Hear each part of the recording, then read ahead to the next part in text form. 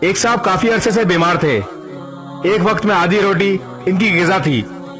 سانس لینے میں دشواری کا سامنا تھا. بغیر سارے حاجت کے لیے بھی نہ جا سکتے تھے. ایک دن ان کے دوست گھر تشریف لائے اور انہیں بغیر سہارے کے چلتے دیکھا تو بہت حیران ہوئے.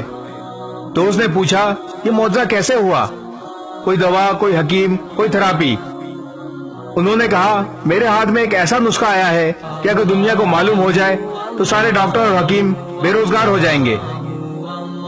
دوست نے مزید حیران ہو کر پوچھا آخر ایسا کون سا نسخہ ہے جو آپ کے ہاتھ آیا ہے؟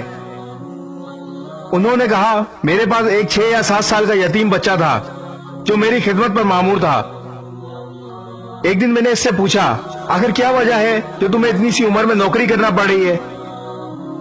بچے نے کہا میرے والد فوت ہو چکے ہیں اور گھر میں کوئی کمانے والا نہیں، گھر میں فاقے ہوتے ہیں. یہ سنتے ہی میری آنکھوں میں نمی آ گئی اور میں نے بچے سے پوچھا کیا تم پڑھو گے؟ میں تمہارے گھر کا خرچہ بھی پورا کروں گا اور تمہاری پڑھائی کا بھی. بچے نے ہاں میں سر ہلا دیا. پھر بس بچے کا داخلہ ہونا تھا اور اس کی دعا نے اثر کیا اور قدرت مجھ پر مہربان ہو گئی. میں نے 3 سال کے بعد پیٹ بھر کر کھانا کھایا. سارے ڈاکٹر اور گھر والے حیران ہو گئے. اس یتیم بچے کی کفالت سے اللہ نے مجھ پر فضل کیا اور آج میں بغیر سہارے کے چل رہا ہوں اور سحر ہو کر کھا پی رہا ہوں. قدرت یتیموں کو سایہ دینے والے درختوں کے سائے لمبے کر دیتی ہے.